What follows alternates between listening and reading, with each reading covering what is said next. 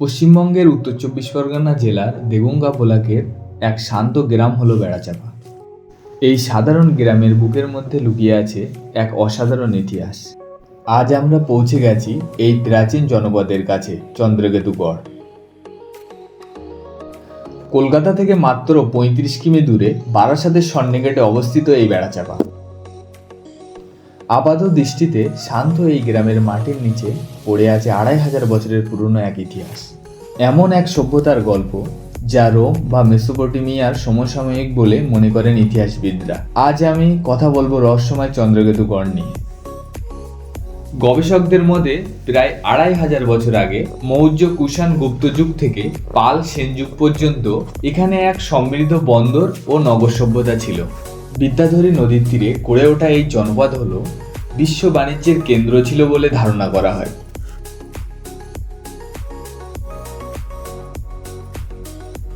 চন্দ্রকেতুগড়ের নাম মূলত চন্দ্রকেতু রাজার নাম অনুসারেই হয়। চন্দ্রকেতু ছিলেন অত্যন্ত এক প্রভাবশীল রাজা, যার রাজ্যের বিস্তৃতি ধরে নেওয়া হয় ৫ থেকে ৮ বর্গ কিলোমিটার পর্যন্ত।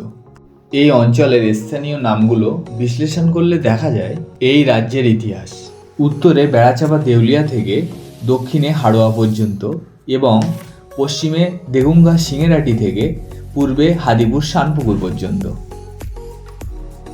আমরা জানি যে ইতিহাসের বেশিরভাগ সাম্রাজ্যের বিস্তার হলো নদী পার্শ্ববর্তী এলাকায়। চন্দ্রকেতু রাজার রাজ্যও তার ব্যতিক্রম ছিল না। বেড়াচাঁপা থেকে প্রায় ৭ কিমি দূরে বিদ্যাধরী নদী ছিল এই রাজ্যের প্রাণ। আজ হয়তো নদীটি মৃতপ্রায়, কিন্তু একসময় এটাই ছিল গঙ্গার প্রধান উপনদীর মধ্যে অন্যতম।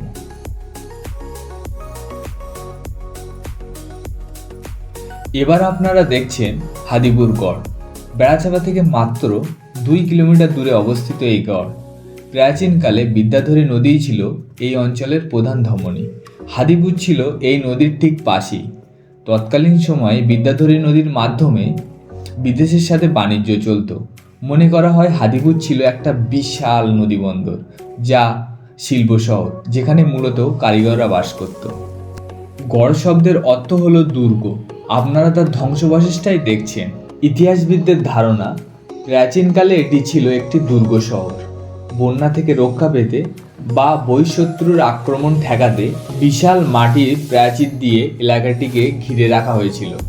বর্তমানে এর অনেকটাই নষ্ট হয়ে গেলে কিছু অংশ এখন আপনারা দেখছেন।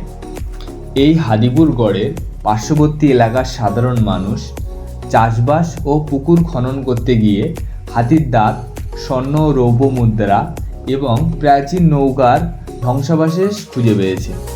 এত ঐতিহাসিক গুরুত্ব থাকা সত্ত্বেও হাদিপুরের অধিকাংশ নিদর্শন স্থানীয়দের বাড়িতে বা ব্যক্তিগত সংগ্রহে রয়েছে।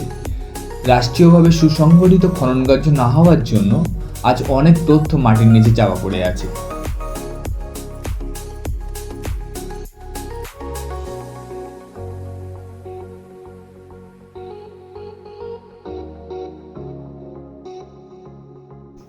এবার আমরা ডকুমেন্টারি ভিডিওর মূল আকর্ষণ খনামিহিরের ঢিবি বা চন্দ্রকেতু গড় সম্বন্ধে জানব। বেড়াচাঁপা চৌমাথা থেকে পায়ে হেঁটে মাত্র ২ মিনিটের রাস্তা।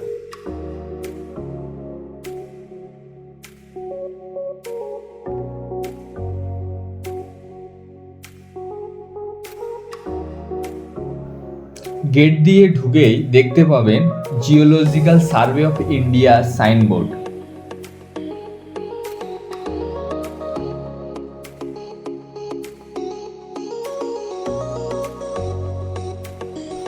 উনিশশো ৯ সালে রাখাল দাস বন্দ্যোপাধ্যায় প্রথম এর ঐতিহাসিক গুরুত্ব তুলে ধরেন। ঐতিহাসিকদের মতে এটাই ছিল চন্দ্রকেতু রাজার দুর্গ বা মন্দির। কিছু লোকমুখে প্রচলিত এটাই ছিল রাজার রাজবাড়ি। তবে এটা কেবল একটি রাজবংশের নয়, কয়েকশো বছর ধরে বিভিন্ন রাজবংশের, মৌর্য, কুষাণ, গুপ্ত ইত্যাদি রাজবংশের ক্ষমতার কেন্দ্র ছিল এই চন্দ্রকেতুগড়। চলুন এবার দেখে নেওয়া যাক এই চন্দ্রকেতুগড়ের কিছু দৃশ্য।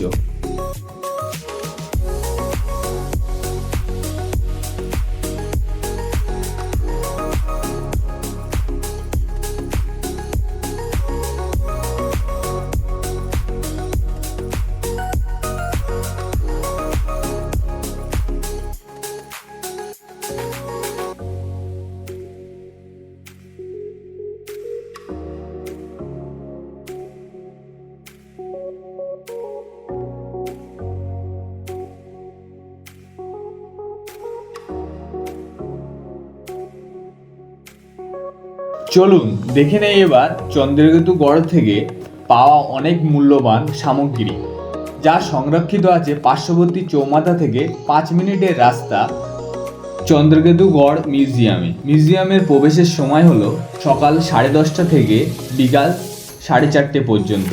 প্রতিদিনই এটা খোলা থাকে। এখানে দেখতে পাবেন পোড়ামাটির শিল্প, মুদ্রা, শিলমোহর, মাটির পাত্র, পুঁতি ও অলংকার। মিউজিয়ামের মধ্যে ভিডিওগ্রাফি অ্যালাউ না থাকার কারণে আমরা কিছু স্টিল ছবি আপনাদের দেখার ব্যবস্থা করে দিলাম।